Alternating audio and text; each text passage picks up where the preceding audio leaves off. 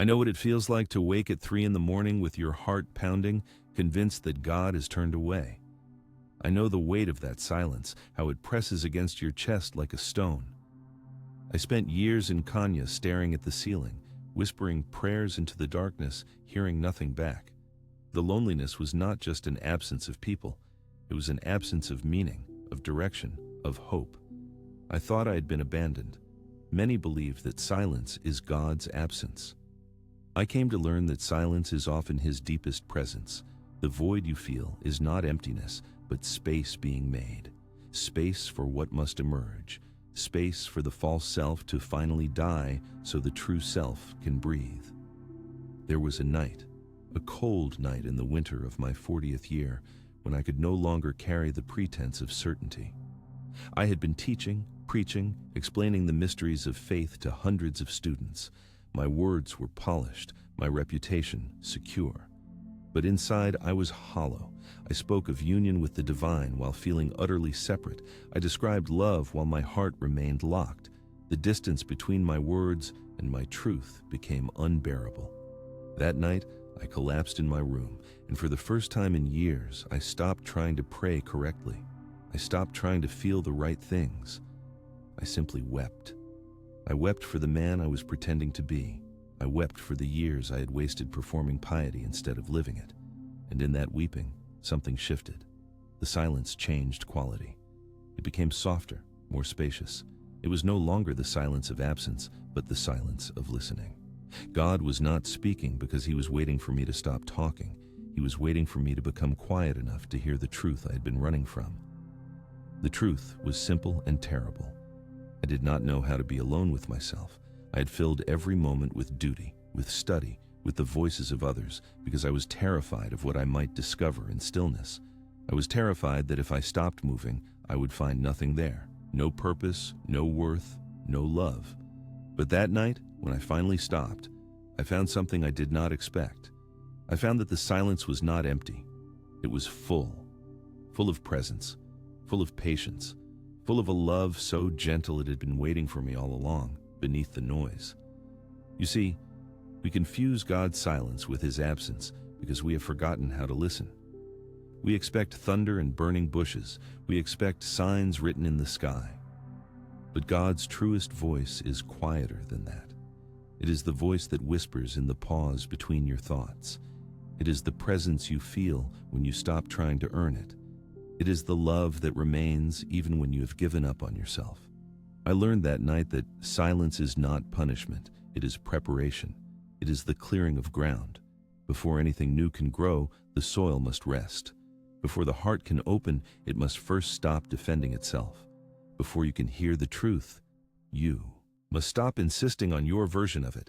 This is what I want you to understand. The pain you are carrying is not meaningless. The confusion, the doubt, the sense that you have lost your way, these are not signs that you have failed.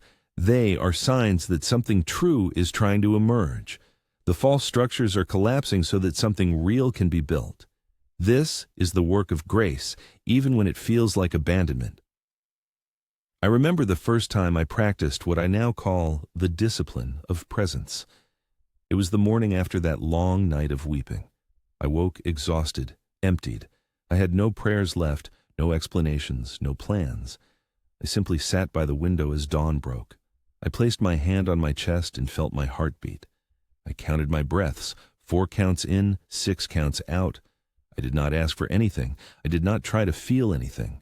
I simply acknowledged that I was alive, that breath was moving through me, that something larger than my understanding was keeping me here.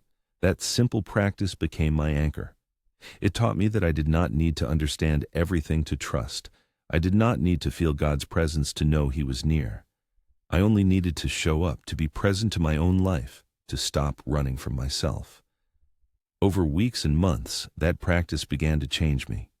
The silence became less frightening. My own company became less lonely. I started to notice small things, the way light moved across the floor, the sound of birds at dawn, the taste of bread, the warmth of water on my hands. These ordinary moments became doorways. They reminded me that God is not only in the extraordinary. He is in the breath, in the heartbeat, in the simple fact of existence. And slowly, so slowly I barely noticed, peace began to grow. Not the peace of having answers, but the peace of no longer needing them so desperately. Not the peace of certainty, but the peace of trust. I learned that transformation does not come through dramatic revelation. It comes through the small, faithful choices we make each day. The choice to sit in silence even when it feels empty. The choice to place our hand on our heart and breathe. The choice to stop performing and start being. This is the beginning of the path. Not a path of escape, but a path of return. Return to yourself. Return to the present moment. Return to the quiet presence that has been waiting for you all along. The silence is not your enemy. It is your teacher. And what it teaches is this: you are not alone. You have never been alone, and the love you seek is already here, woven into the fabric of your existence, waiting only for you to stop long enough to feel it. I need to tell you something about wounds. They are not what we think they are. For years, I believed that my pain was evidence of my failure. Every mistake I had made, every moment I had fallen short, every time I had chosen fear over love, these were marks of shame I tried to hide. I carried them like a criminal carries his crimes, always looking, over my shoulder, always afraid of being exposed. But then I met Shams of Tabriz. He was a wandering dervish, a man who seemed to see through every pretense. The first time we spoke, he looked at me with such intensity that I felt naked. He asked me one question: "What do you really want?" I began to give him my practiced answer, the answer I had given myself and others for decades, but he stopped me. He said, "No. What do you really want?" And I could not answer. In that moment of not knowing, something broke open. I realized that I had spent my entire life answering questions I had never truly asked myself. I had built a life on inherited expectations, on borrowed wisdom, on the need to appear whole when I was shattered. Shams taught me that the wound is not the problem. The problem is that we spend all our energy hiding it. We use busyness, distraction, achievement, even religion itself, to avoid feeling what hurts. We become experts at numbing, but the wound that is hidden cannot heal. It festers. It spreads its poison into everything we touch. The relationships we sabotage, the opportunities we refuse, the love we push away, all of this comes from the wound we will not face. I spent months with Shams learning to sit with my pain instead of running from it. He would ask me to remember moments I had long buried, the time my father's disappointment cut deeper than any blade, the time I failed someone I loved and could not forgive myself, the choices I made from fear that shaped the course of my life. At first, remembering felt like dying. The shame was overwhelming. But Shams would sit beside me, utterly calm, and say, "Keep breathing. This is not killing you. This is revealing you."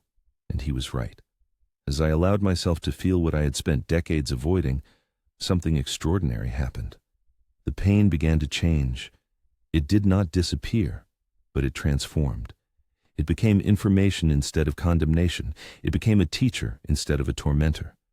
I saw that every wound carried a gift. The wound of abandonment taught me self-reliance. The wound of failure taught me humility. The wound of betrayal taught me discernment. The wound of loss taught me to cherish what remains. These were not pleasant lessons, but they were necessary. They stripped away everything false and left only what was real. I want to ask you something now, and I need you to be honest with me and with yourself. What wound are you still carrying in secret? What pain have you convinced yourself you must hide?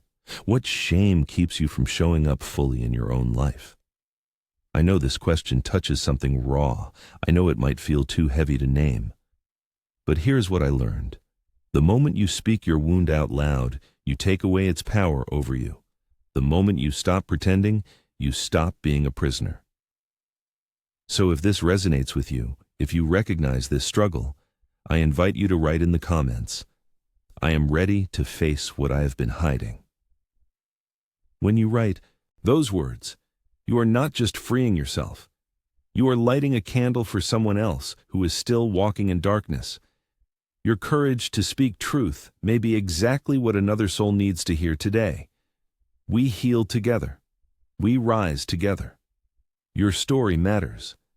Let me share with you the practice that changed everything for me. Each morning, before I did anything else, I would sit with my wound, not to wallow in it, but to acknowledge it. I would place my hand over my heart and say 3 specific thank yous. Thank you for the pain that taught me compassion. Thank you for the failure that taught me humility. Thank you for the loneliness that taught me to find God in silence. This was not positive thinking. This was alchemy. I was taking the raw material of my suffering and allowing it to be transformed by gratitude. At first, the words felt hollow. How could I thank God for things that had broken me? But I continued the practice faithfully every single day, whether I felt it or not. And slowly, imperceptibly, my relationship with my past began to change. I stopped seeing my wounds as evidence of my unworthiness. I started seeing them as the very things that had prepared me for the life I was meant to live. The brokenness was not a mistake. It was the breaking open that allowed light to enter. Here is a truth that contradicts everything the world tells you. Your weakness is not your obstacle. It is your doorway. The place where you feel most broken is the place where God can most fully enter. The wound you are ashamed of is the very wound that will become your gift to others. I am not the teacher I am today despite my suffering. I am the teacher I am because of it. Every word I share comes from a place that was once torn open. Every insight I offer was earned through pain. Every comfort I can give is rooted in the comfort I finally learned to give myself. God does not waste our suffering. He uses it. He transforms it. He makes it holy. But first, we must stop pretending it does not exist. We must stop trying to appear whole when we are healing. We must have the courage to say, I am wounded, and I am here anyway. I am broken, and I am still worthy of love. This is the path of transformation, not the erasure of pain, but the integration of it. Not the forgetting of what hurt us, but the remembering of what it taught us. Not the denial of our scars, but the honoring of them as proof that we survived. Your wound is not your identity, but it is part of your story. And your story, with all its pain and beauty, is sacred. Let it be told. Let it be held. Let it be transformed into the medicine someone else desperately needs. There came a day when everything I thought I knew collapsed. It was not dramatic. There was no earthquake, no loss of fortune, no public humiliation. It was quieter than that, and far more devastating. I woke up one morning and realized I did not recognize the man I'd become. I had been so busy building a reputation, maintaining an image, fulfilling obligations, that I had lost touch with the essence of my own being. I was a stranger to myself. The fall began internally, as all true falls do. I was teaching in the madrasa, speaking about divine love, about surrender, about the path to God. My words were beautiful, my students attentive, but as I spoke, I heard my own voice as if from a distance, and I realized I was describing a journey I was not actually taking. I was a tour guide pointing to destinations I had never visited. The hypocrisy of it hit me like a physical blow. That night, I could not pray, not because I did not want to, but because I had no idea how to pray honestly anymore. My prayers had become performances, scripted and safe. I knew all the right phrases, all the proper postures, but there was no life in them. No risk, no vulnerability, no real conversation. I sat in my room and tried to speak to God, and I found I had nothing to say that was not borrowed from someone else. The silence that followed was crushing. I felt like a fraud. Worse, I felt like I had wasted years of my life pretending to know things I did not know, pretending to be someone I was not. The anger came first. Anger at myself for being so blind, so cowardly. Anger at the system that had taught me to value knowledge over experience, answers over questions, certainty over truth. Anger at God for letting me wander so far from myself without intervention. I wanted a clear sign, a direct message, a roadmap. Instead, I got more silence. Then came the fear. If everything I had built was false, what was left? If my identity as a scholar, as a teacher, as a man of faith was just a costume, who was I underneath? The questions terrified me because I had no answers. I had spent my entire adult life accumulating answers, and now they were all revealed as insufficient, as barriers rather than bridges. I began to unravel. I stopped sleeping well. I would lie awake, my mind racing through memories, analyzing every choice, every word, every moment where I had chosen safety over truth. I saw the pattern clearly now. I had been building a fortress, not a life. I had been protecting myself from vulnerability, from failure, from the messy, unpredictable reality of actually living. And in that protection, I had imprisoned myself. During this time, I stopped teaching. I could not stand in front of students and pretend anymore. I spent days walking through the streets of Konya, watching ordinary people live their ordinary lives. A baker kneading dough, fully present to the work of his hands. A mother singing to her child, lost in that moment of love. A beggar sitting in the sun, unburdened by the need to be anyone other than who he was. These people were not trying to be holy.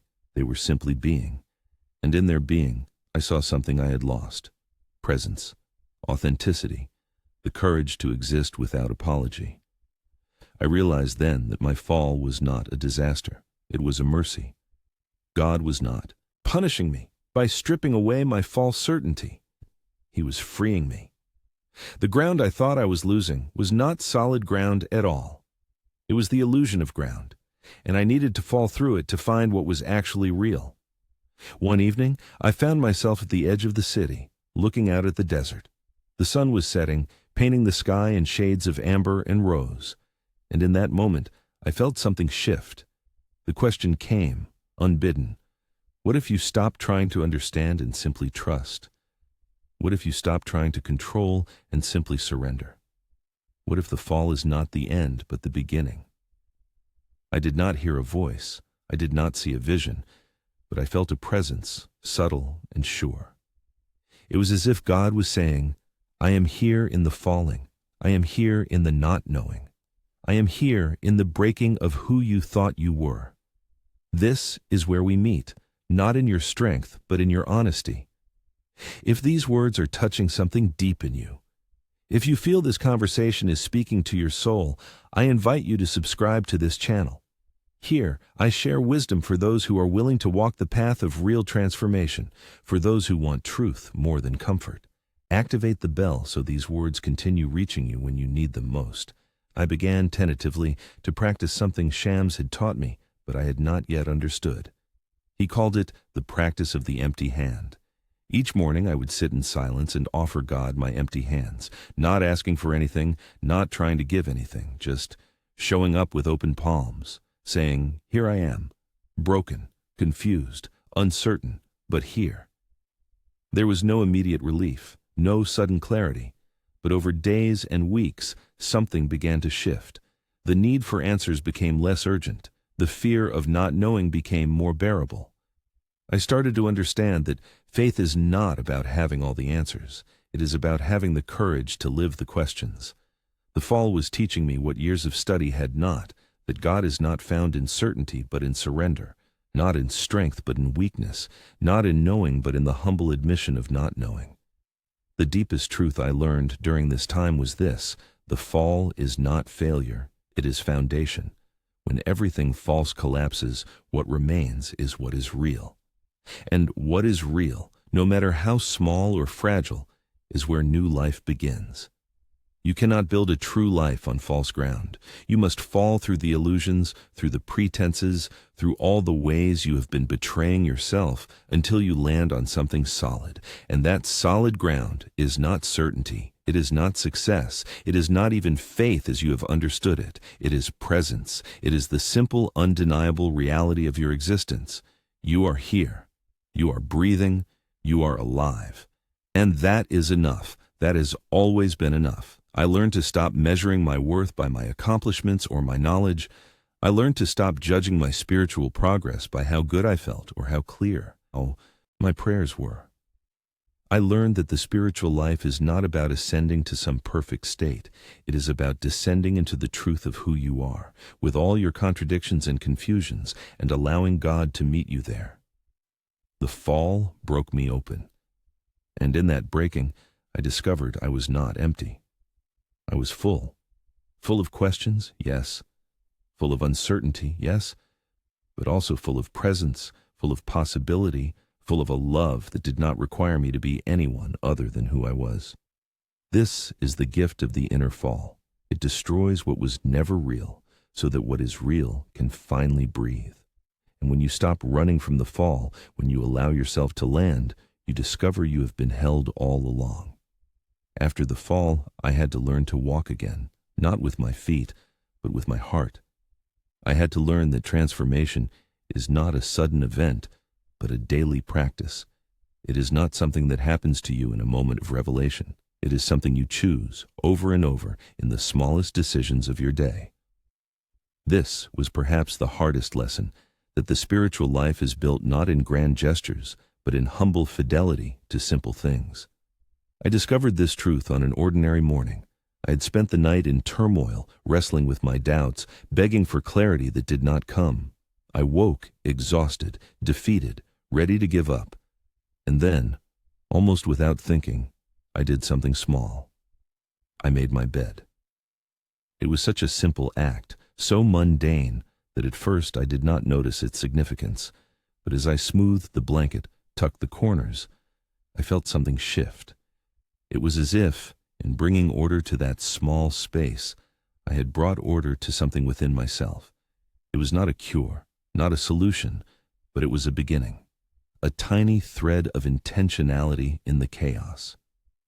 That day, I began to understand what Shams had been trying to teach me all along. He would say, "Rumi, God does not ask you to move mountains. He asks you to move your hand with awareness. He asks you to breathe with presence.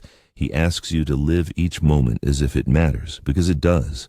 I had always thought spiritual practice meant long hours of meditation, ecstatic prayer, mystical experiences. But Shams showed me that the most profound practice is simply this: to show up for your own life with attention and care, to treat the ordinary as sacred, to bring your full presence to the smallest tasks. I created 3 practices that became the foundation of my transformation. The first was the practice of conscious silence. Each morning, before I allowed the world to rush in with its demands and distractions, I would sit for 3 minutes. Just 3. I would close my eyes, place my hand on my chest, and feel my heartbeat. I would breathe slowly, counting 4 on the inhale, 6 on the exhale. I would not pray for anything. I would not try to achieve any particular state. I would simply say, internally, "Here I am." This practice taught me presence. It taught me that I did not need to earn God's attention or perform for His approval. I only needed to show up, to acknowledge my existence, to honor the breath moving through me. And in that simple acknowledgement, I found that God was already there, had always been there, waiting with infinite patience for me to stop striving and simply be. The second practice was what I called the discipline of small order. I realized that my external chaos was a reflection of my internal disorder. My room was cluttered, my papers scattered, my schedule erratic.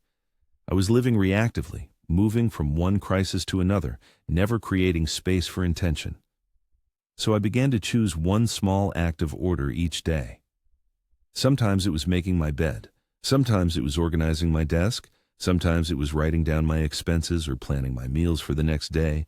Sometimes it was simply washing my bowl immediately after eating instead of leaving it for later. These acts seemed insignificant, but they were not. They were declarations. They were ways of saying, I am taking responsibility for my life. I am not a victim of circumstance. I am a participant in my own existence. And as I practiced this daily, something miraculous happened. My mind began to clear. My anxiety lessened. I found I could think more clearly, make decisions more easily, move through my day with more grace. Order in the outer world created order in the inner world, and in that order, I found peace. The third practice was service and gratitude. This was the hardest one for me, because I was so caught in my own pain that it was difficult to see beyond it, but Shams insisted. He said, "If you want to stop drowning in yourself, you must learn to lift your eyes and see another." So each day, I committed to two things. First, I would write 3 specific gratitudes, not vague acknowledgments like, "I'm grateful for my health," but concrete, detailed observations. "I'm grateful for the warmth of the sun on my face this morning. I'm grateful for the bread that sustained me at noon. I'm grateful for the friend who listened without judgment yesterday." This practice trained my eyes to notice goodness, even in difficult times. It reminded me that suffering is not the whole story, that even in darkness, there are pinpoints of light.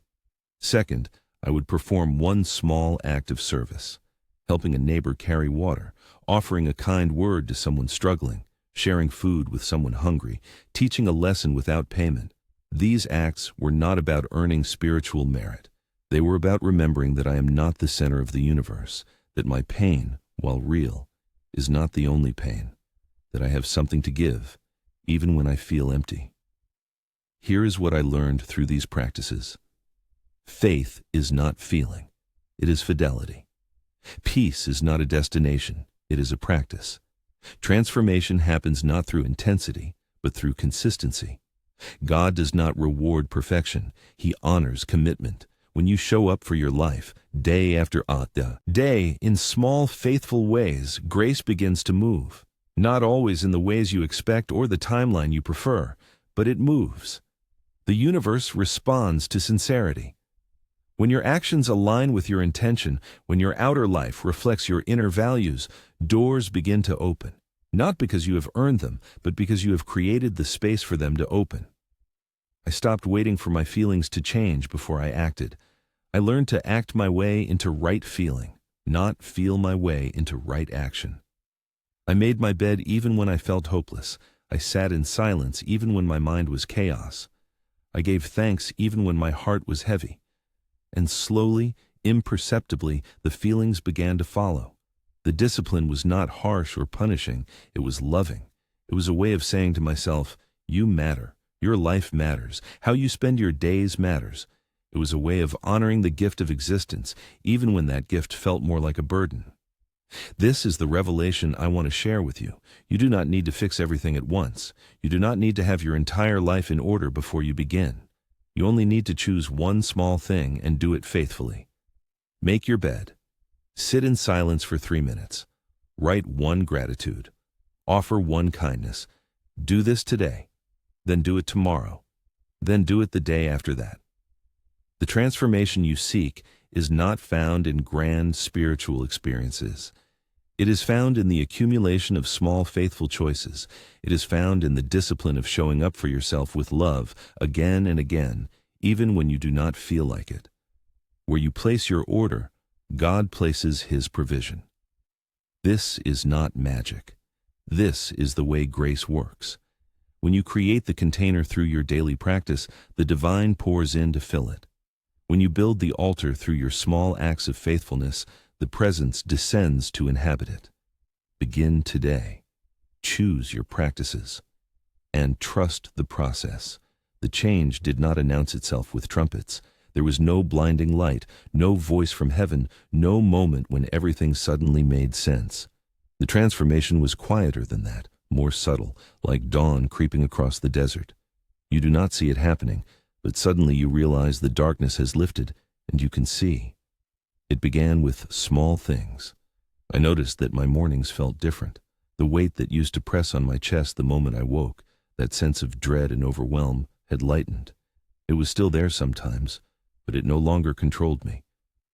I would wake, place my hand on my heart, breathe slowly, and feel something I had forgotten. I felt present. Not happy necessarily, not without concerns, but present. Here. Alive. Aware. My mind, which had been a storm of anxious thoughts for so long, began to settle. The constant noise, the endless loop of worry and regret and fear, started to quiet. Not all at once, but gradually. I found I could sit in silence without immediately needing to fill it. I could be alone with myself, without running away. This was perhaps the greatest miracle. I was no longer terrified of my own company. The discipline I had been practicing, those 3 simple acts each day, had done their work invisibly. Like water wearing down stone, the daily practice had reshaped me. Making my bed had taught me that I could create order. Sitting in silence had taught me that I could access peace. Expressing gratitude had taught me that goodness was always present, even in difficulty. Serving others had taught me that I was not helpless, that I had something to give. And then the external signs began to appear. The work I had been struggling with found its rhythm. I had been trying for months to write, to teach, to create, but everything felt forced and false. Then one morning, I sat down and the words came easily, not because I had suddenly become more talented, but because I had stopped trying so hard. I had learned to get out of my own way. A conversation I had been dreading, one I had avoided for weeks because I was afraid of conflict, unfolded with surprising ease. I spoke my truth calmly, without defensiveness, and the other person heard me. We found understanding where I had expected only division. The relationship that had felt broken was not fixed instantly, but a door opened. A small door, but enough to let light through.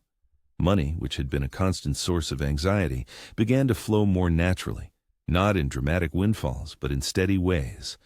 An opportunity appeared. A payment arrived. A need was met. I realized that my scarcity mindset had been choking off abundance. When I stopped grasping and started trusting, when I brought order to my finances and integrity to my work, the universe responded. Not with everything I wanted, but with what I needed. I remembered something Shams had told me years before, something I had not understood at the time. He said, "Rumi, the signs are always there. You just cannot see them because you are looking in the wrong direction. You are looking out there, waiting for the world to change. But the signs appear when you change. When your inner world shifts, the outer world rearranges itself to match." I saw this truth everywhere now. The peace I was cultivating internally created peace around me. The order I was establishing in my daily life attracted order in my circumstances. The gratitude I was practicing opened my eyes to blessings I had been blind to.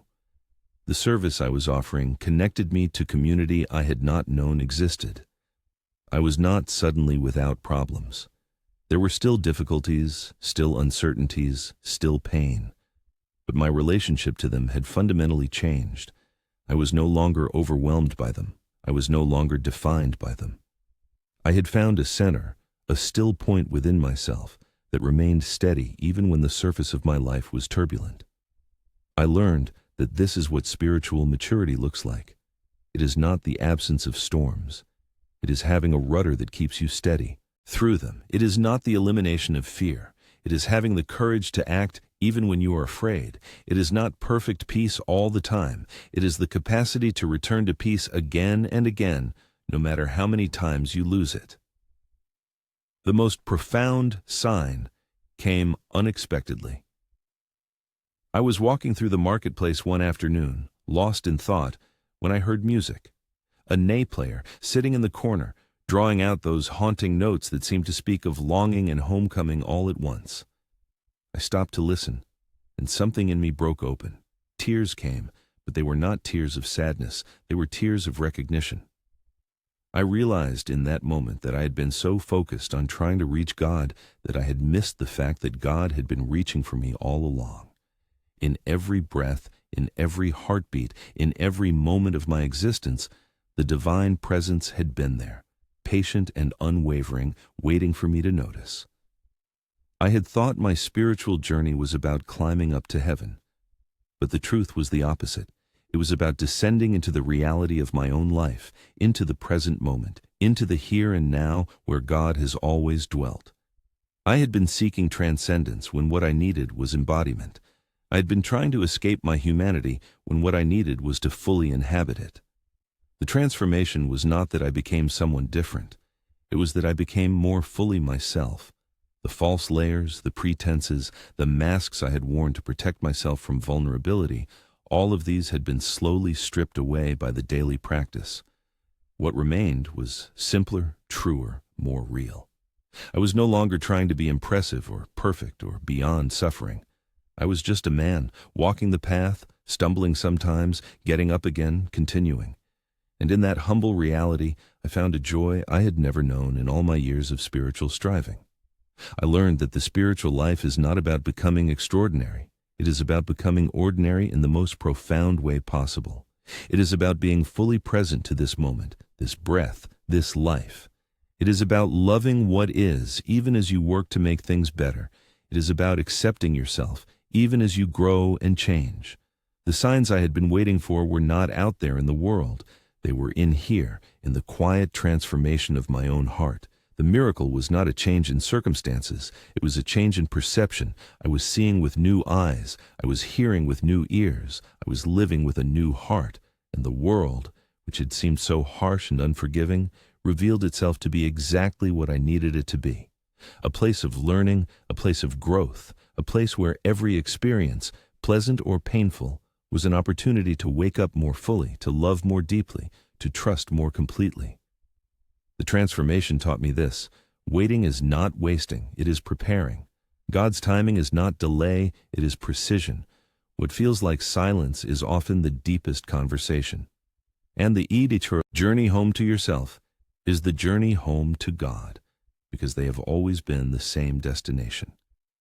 I sit here now, centuries removed from you, yet speaking directly into your heart, and I can tell you with certainty, everything that broke me became the very thing that built me.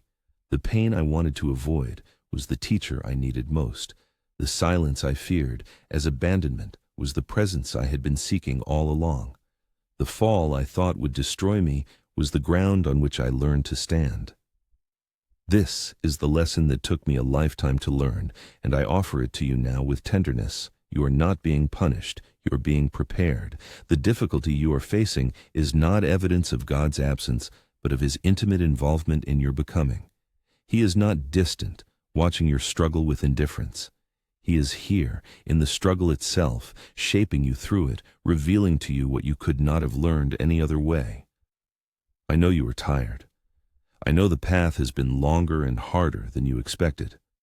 I know there have been moments when you wanted to give up, when you wondered if any of this matters, if anything will ever change. I have been there. I have felt that bone-deep weariness, that sense that you cannot take another step. And yet, here you are, still breathing, still trying, still showing up for your own life. That alone is victory. Do you see? You have already survived everything that tried to break you. You are still here. That is not weakness. That is extraordinary strength. The lesson is simple, though not easy. It is this: transformation is not escape from your humanity, but full embrace of it. You do not transcend your pain by denying it or bypassing it. You transcend it by moving through it with awareness, with compassion, with the faith that it is serving a purpose you may not yet understand. Every wound you have carried has made you more capable of compassion. Every failure you have endured has stripped away another layer of false pride. Every moment of loneliness has taught you that you can survive your own company. And in that survival, you discover you are never truly alone. God does not leave the broken places. He inhabits them. He makes them holy. Let me give you 3 truths to carry forward. First, silence is not absence, it is attention. When you cannot hear God speaking, it is often because He is listening. He is giving you space to find your own voice, to discover what you truly believe beneath all the borrowed beliefs, to learn to stand on your own before you can truly stand with Him. Trust the silence. Stay in it. Something is being revealed there. Second, the wound that teaches is more valuable than the comfort that numbs. We spend so much energy trying to avoid pain, trying to make everything feel good, trying to stay safe. But safety is not the goal. Growth is, truth is, becoming fully alive is, and that requires risk, vulnerability, the willingness to be hurt and to heal. Your wounds are not your weakness, they are your wisdom. Third, God does not arrive late. We arrive unprepared. We want the blessing before we have built the capacity to receive it. We want the relationship before we have learned to be whole alone. We want the abundance before we have learned to steward what we have. So God waits, not to punish us, but to prepare us. And in that waiting, if we are faithful to the small practices, we become the person who can hold what we have been asking for. Here is what I want you to do today. Not tomorrow, not when you feel ready, but today. 3 times, morning, afternoon, and evening, stop whatever you are doing, just for 1 minute. Close your eyes, place your hand on your heart, feel it beating, breathe slowly, and say these words: "Thank you, I am here. Show me the next step." That is all. No long prayers, no complicated rituals, just that simple acknowledgement. You are here, you are alive, you are willing to be guided. Then, after you do this, choose one small act of order. Make your bed if you have not. Wash your dishes, organize one drawer, write down your expenses, plan one meal, something concrete, something that brings a little more structure to your external world. And finally, do one small act of service or express one specific gratitude. Help someone, even in the smallest way. Or write down one thing you are genuinely grateful for, with rich detail. These practices seem simple, perhaps too simple, but they are the foundation. This is how you build a life that can hold peace. This is how you create the container for grace to fill. Remember this, and let it settle deep into your bones. Where you place your order, God places His provision. This is not wishful thinking. This is spiritual law. When you take responsibility for your inner world, when you bring discipline to your daily life, when you show up with faithfulness even when you do not feel like it, the universe responds. Not always in the ways you expect, but it responds. If this message has touched something true in your soul, if you feel these words were meant for you, I invite you to subscribe to this channel and join this journey of awakening. Each week I share wisdom for those who have chosen the path of real transformation, for those who want to live from the inside out, for those who are ready to stop running and start becoming. And leave in the comments these words: I choose presence over fear. When you write this, you are not just making a statement, you are making a commitment. You are declaring that you will no longer be ruled by anxiety about the future or regret about the past. You will be here, now, fully alive to this moment, which is the only moment you ever truly have. I am with you on this path, not ahead of you, not behind you, but walking beside you. We are all students of the same mystery, all seekers of the same truth, all children of the same loving presence that breathes life into us moment by moment. The journey does not end. It deepens. The peace you find is not the peace of having arrived, but the peace of knowing you are held as you walk. The faith you develop is not the faith of certainty, but the faith of trust, the willingness to take the next step even when you cannot see the entire path. You do not need to see the entire path. You only need to see the next step. And the next step is always the same: presence, practice, service. Show up, do the work, love what is here. This is enough. This has always been enough. And you, my friend, you are enough. Not when you achieve more, not when you fix everything, not when you finally become the person you think you should be. Right now, as you are, imperfect, uncertain, still healing, you are enough. God is not waiting for you to be perfect. He is waiting for you to be present. So be here, breathe, feel your heart beating. Notice that you are alive. And from that simple awareness, let everything else unfold. The silence will teach you. The practice will transform you. The love that created you will guide you home. I remain with you in peace, in faith, in the eternal now, where we are always already home.